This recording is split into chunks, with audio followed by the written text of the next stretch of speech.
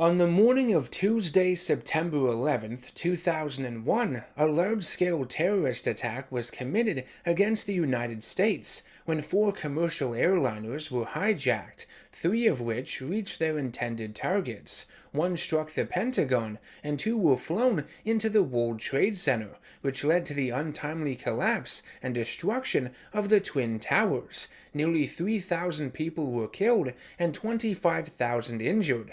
To this day, it remains the most infamous and deadly terrorist attack in human history.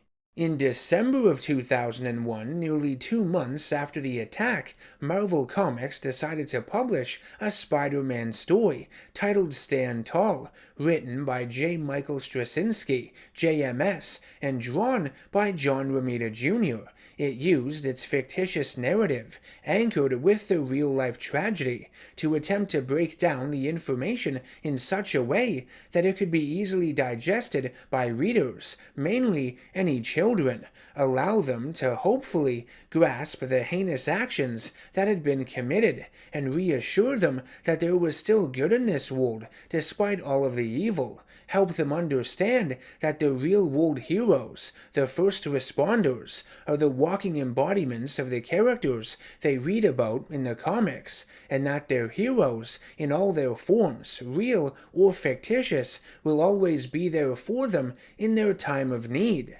Known simply as the Black Issue due to its completely black cover, fitting for the feelings of darkness and hopelessness a lot of people were experiencing as a result of the attacks, The Amazing Spider-Man Volume 2, number 36, is one of the most significant comics that were released at that time, the most significant from that year for sure, given the circumstances. It was also very bold of Marvel to make a comic like this, focusing on such a heavy topic that was so fresh on everyone's minds. They needed to be careful with what they said with it. This video is going to be a review of this story, but not in a traditional sense. I'm only going through its contents and sharing my thoughts. Critiquing it in any negative way would be wrong. That's not the point of it. The story begins with Spider-Man arriving in the immediate aftermath of the World Trade Center's destruction, and the image is worth 1,000 words. His arms are up, he's holding his head in utter disbelief. All he says is, God. What had happened didn't seem real, couldn't be real. The reactions we see from all of the Marvel heroes in this comic feel genuine, very visceral. They act the way I feel they would act if they had been there in the flesh, had witnessed the carnage firsthand, like Captain America, for example, who is left speechless, that he is forced to watch the same kind of evil crawl out of the depths of humanity twice within his lifetime. There are even notable supervillains standing amongst the rubble. Doctor Doom sheds a tear over the lives lost, which may seem about face, or maybe more so for some of the other villains there, but I think it's just a way for the comic to explain that the immense loss of innocent life transcends rivalries and borders. It's the same reason many countries of the world came together to mourn with America following the attacks, regardless of any previous conflicts they may have had. I like to believe there is more good in this world than evil. It's just the bad stuff that always rises to the surface and gets the most attention from the media. One of the most heartbreaking, smaller moments in the story is when Spider-Man encounters a boy waiting for his father, seated beside a crushed vehicle. His dad had gone into one of the towers to get something before they collapsed. When his body is recovered, it's revealed that he was one of the firemen attempting to rescue those trapped.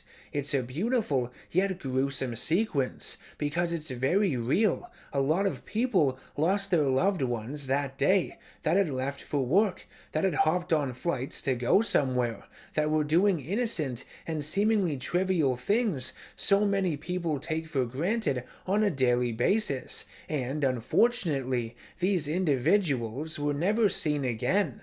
9/11 was a domino effect of pain and tragedy. There were the direct victims of the attacks, then the loved ones grieving those who perished. You had the first responders who died attempting to rescue people, those that suffered and are still suffering from health issues related to breathing in the toxic dust from the smoke and debris, and finally, all of the soldiers who have lost their lives in armed conflict, the result of the war against terror.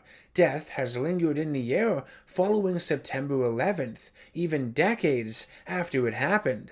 In 2021, Marvel released another storyline to commemorate the 20th anniversary of the attacks, which acted as a companion piece of sorts to Stand Tall. It was called the 4 Fives, which is named after the series of bells rung to signify that a firefighter has died in the line of duty. In it, Spider-Man and Captain America meet at Ground Zero and pay their respects to all those who have lost their lives as a result of the attacks. Spidey asks Cap if he knew any of the victims, to which Cap simply answers, all of them.